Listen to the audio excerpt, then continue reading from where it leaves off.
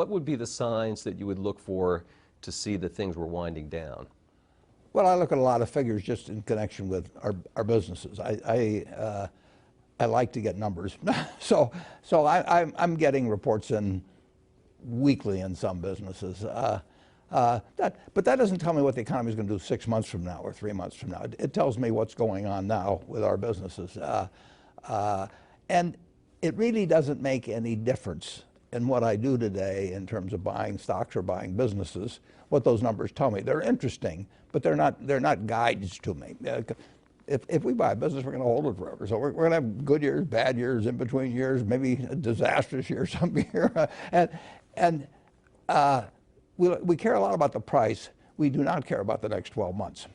But are you surprised at how long this economy has been expanding? I've been surprised by all kinds of things in the last 10 years about the economy. I mean, I don't think there was any economist I've ever read that talked about negative interest rates for long periods of time. I mean, if you go back and read Keynes or you read Samuelson, you read any of them, they do not get into a negative rate environment. I think now there's still 11 trillion that's of government debt around the world that's at a negative rate. So we've never seen it before, and we've never seen, at least the conventional wisdom on a sustained period of long and growing deficits while the economy is getting better, extremely low interest rates, and really very little inflation. So something different is happening, but something different happens all the time. So, and that's one reason economic predictions just don't enter into our decisions. Charlie Munger, my partner, and I, in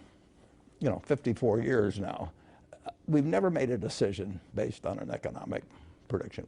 We make business predictions about what individual businesses will do over time, and we compare that to what we have to pay for them. But we have never said yes to something because we thought the economy was going to do well in the next year or 2 years, and we've never said no to anything because we were right in the middle of a panic, even if the price was right. All right, so you don't pay much attention to the dismal scientists then, I guess. Well, I pay none in the sense of as a guideline to doing anything. It's entertainment. I mean, it's like going to a variety show or something like that. But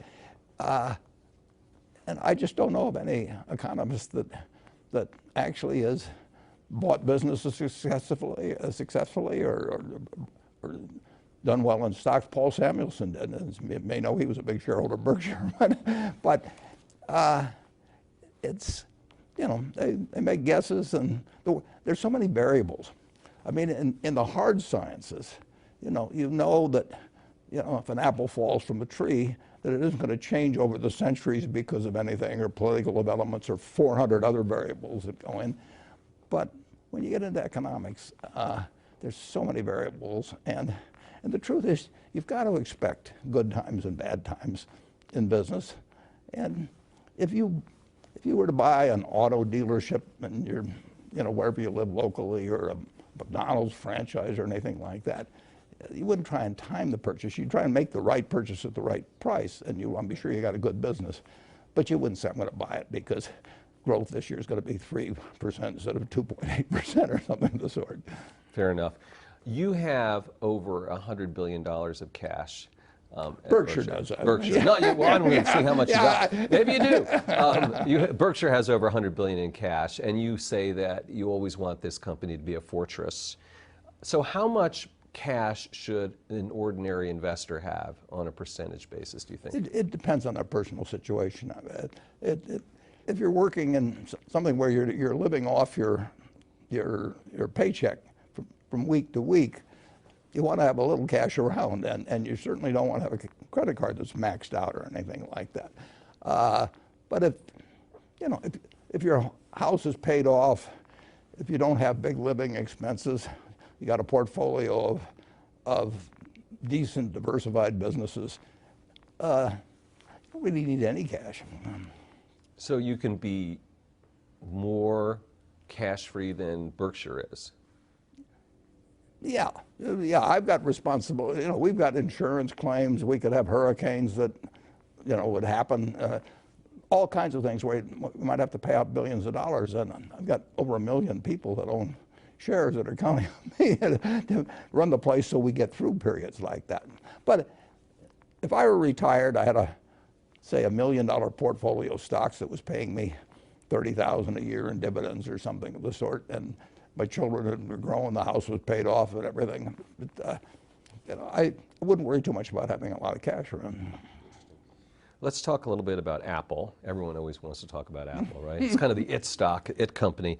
You have a $45 billion stake, more or less. How closely do you follow the company? You know, people are concerned they haven't really introduced any new products. Well, if you have to closely follow a company, you shouldn't own it. Really? No. I mean, if you buy a business, if you buy a farm, do you go up and look, every couple of weeks to see how far the corn is up, and do you worry too much about whether somebody says this is going to be a year of low prices because exports are being affected or anything like that? You buy a farm and you hold it for. I've got one farm that I bought in the 1980s, and my son runs it, but I've been there once. I mean, it doesn't grow faster if I go and stare at it. I can't cheer for it. More effort, or something like that. And I know there's going to be some years when prices are going to be good and some when the prices aren't going to be good. I know there's years when yields will be better than others.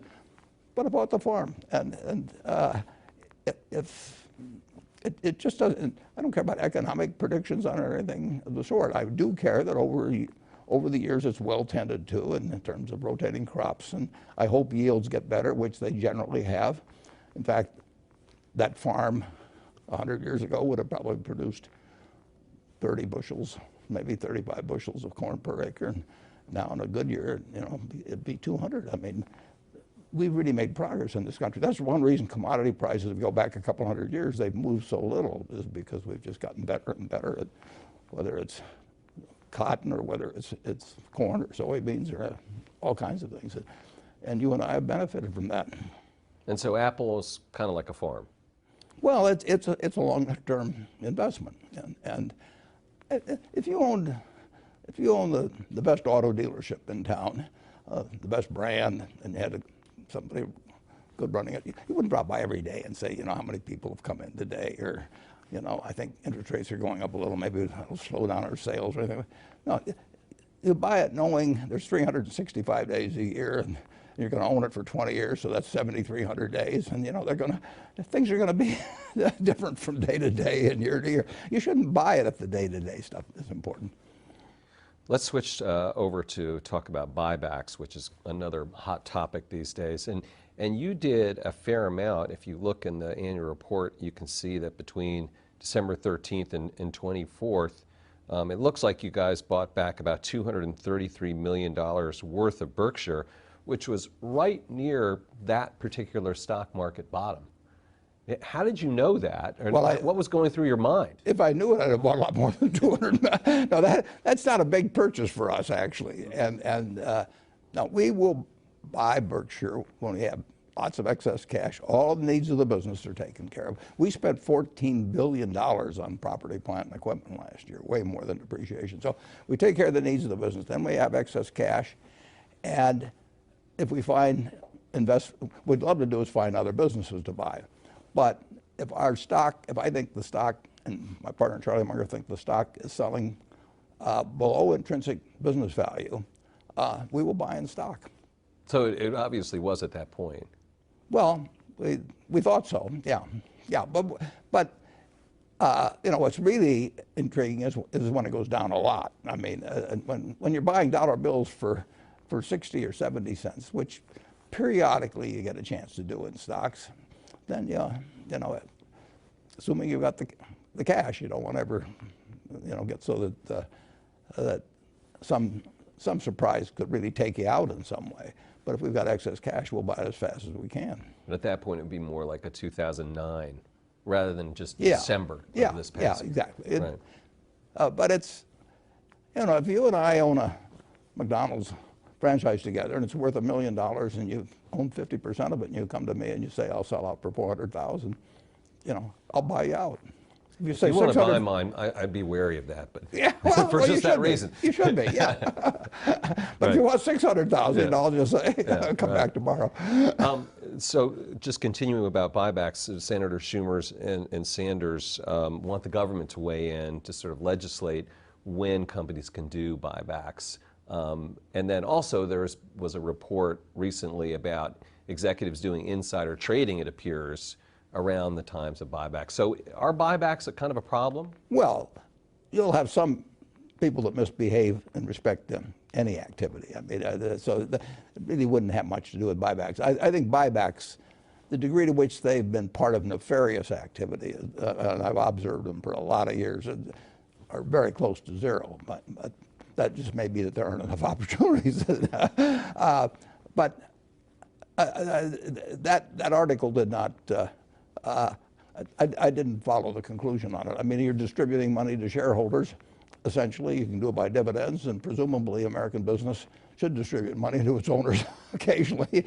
And we do it through buybacks, or we've done some, and we don't do it through dividends. But most companies do it through having a dividend policy. And then if they have money beyond the needs of the business, then I think if their stock is underpriced, then it makes nothing but sense. Should the government tell companies when to do it, or at least mandate conditions where they can? Well, they do restrict you a little in terms of if you're some general rule of the SEC, if you're having some kind of, this isn't quite the right word, but manipulative activity or anything like that in the stock. But no, I don't think the government should decide your dividend policy. I don't even think they should direct your capital investments. They can make it enticing to make certain kinds of capital investments, which they do with renewable energy, for example. I mean, the government has interest in fostering certain developments in this country over time, and they do. There used to be a special oil depletion allowance, 50 years ago and so on. That was more politics than it was governmental policy, but certainly renewables are a prime example of that. But the idea of directing whether you are entitled to return cash to shareholders and the manner in which you do it, I don't think really makes a lot of sense. The 2020 election is going to be upon us before we know it. And I know that you had some nice things to say about Mike Bloomberg, but it appears he is not going to be running now. Yeah, it's hard to win with just a billionaire vote. You have your vote and a few others. That's funny. But I admire him enormously. I wish he had run. I want to be very clear on that. President Trump was a business executive. So 2 questions. Is a business executive the right kind of person to be president? And what characteristics do you look for a president that you would support? Well, I think a business executive can be the right person, but I don't think that because they're a business executive that you give them extra points. And number one, I want a president that wakes up every morning and realizes that the greatest threat to a country which has got all kinds of things going for it are weapons of mass destruction, and that we live in a world where people, organizations, and occasionally countries could have people that would like to wipe out a large percentage of the American people, or maybe other countries as well, and that you now have capabilities which I always thought until recently I classified as nuclear, chemical, and biological, but I think you have to add cyber now. If you have some evil genius someplace that for crazy reasons, just like happened with anthrax back, who knows what motivates somebody that starts sending anthrax out in my letters. And if you have somebody that thinks that it'd be great to send a false alarm to the to the Russians and to the U.S. that the other side was launching or something of the sort. It's a very, very dangerous world. It's a wonderful world, but it has dangers now that started in August of 1945, and when Einstein said, this changes everything in the world except how men think. So I want a president that has that same filter, that all of these other things are important, but protecting the country and reducing the chance of successful use of weapons of mass destruction against us is the #1 job. And I think most of the presidents, I've talked to a couple of them about it over the years, and I really think that they do realize that they may get lost in the events of every day as they go along. And then beyond that, I want a president that has two objectives with the economy. One is to make sure that this marvelous goose we have keeps laying more golden eggs. And then I want a president that also feels that if GDP is $60,000 per capita in the United States, that nobody should get left behind. We've got a market system that works marvelously in turning out more goods and services, better ones, year after year. Done it all through my life. Would you ever talk to a candidate and say, hey, what do you think about these three things? Well, they'll tell me what I want to hear in most cases. So I want to hear what they tell people who disagree with them on the subject. I always like to ask a candidate, they usually finesse me some way or another, but I say, what are you for that the majority of your followers are against? You know, I know you really believe in that, you know, and that's really the test, but I'm not sure that, except under some kind of sodium pentothal or something, you're going to get a great answer to that question. That's great, but that's the question you ask the presidential candidates or presidents that you would speak to. If I really want to get, and that's why Bernie Sanders was so successful. I mean, 90% of the people who voted for Bernie Sanders had probably not heard of him 2 years earlier, but they felt they knew exactly what he would do. I mean, they felt he was authentic. And if you asked him, you know, what he was for that most people might be against, he would tell you, you know. A few questions about Kraft Heinz. Was that a mistake? Well, we'll find out over time, but we did pay too much, in my view, for Kraft. We didn't pay too much for Heinz.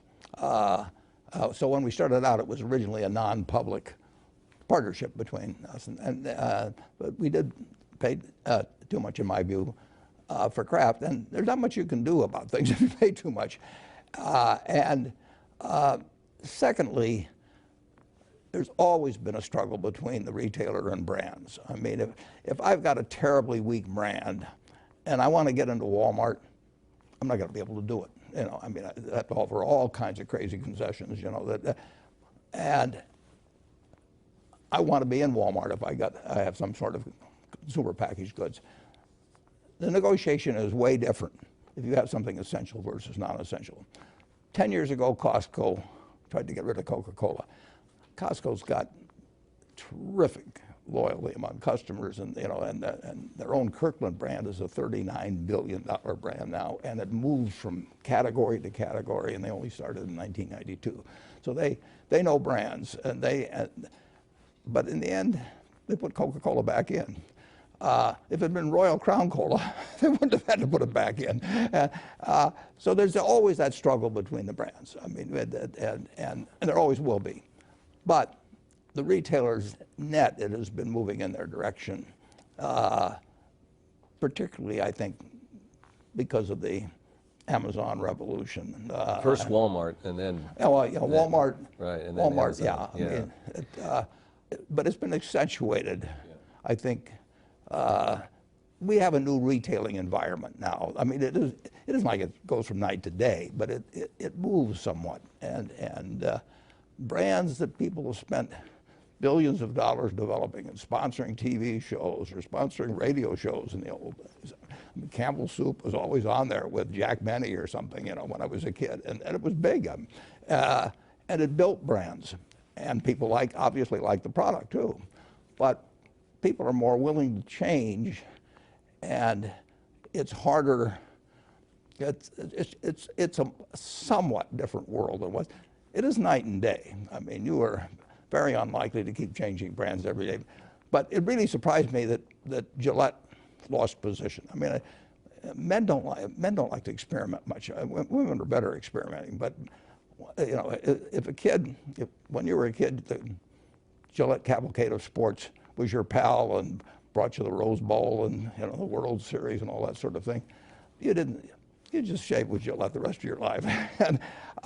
And you still do to a great degree. But it's not exactly the same as it was even 5 years ago or so when we bought Kraft. You mentioned Amazon as a game changer, and I have to ask you, you haven't bought the stock. You're an admirer of Jeff Bezos. A listing of the richest people in America came out. He's #1. I think your friend Bill Gates is #2. You're #3. So you can see what he's done in myriad ways. Yeah. And of course, the question is, How come you haven't bought Amazon? Is there still time to buy? Would you still buy it? No, I always admired Jeff. I mean, I met him 20 years ago or so, and I thought he was something special, but I didn't realize you could go from books to what's happened there. No, I mean, he had a vision and executed it in an incredible way, something that it would not have, you know, but there's a lot of games I miss. I would have missed, you know, I would have missed Microsoft even if I gotten to know Bill earlier or something. Those just aren't my games. I don't worry about the things that I miss that are outside my circle of competence of evaluating. I have missed things that were within my circle, and that's a terrible mistake. Those are my biggest mistakes. You haven't seen them. But I don't, it's not a mistake because I miss Netscape or something like that at all. I would say that maybe 5% of the companies or 10% of the companies at most are within an area of my circle of competence. There's something I should be able to understand. All right, well, let me switch gears then and ask you about leverage a little bit. And corporate debt, people are concerned about. People are concerned about federal debt at $22 trillion. Should we reduce, let's just say, the federal debt, and how would we do that? Well, if you're running a deficit getting close to 5% when things are really good, you know, that's a new world. And neither the Republicans or Democrats are particularly concerned about it. And we're not having a lot of inflation. That wasn't supposed to happen, you know, but it's happening. That's why I say you don't want to get hung up on trying to make economic analysis, because you know, nobody's any good at, you don't get rich doing that. If you look at, you mentioned that Forbes list, if you get on the list, the number of people have done that by economic analysis, I think you're just about zilch on there. Okay.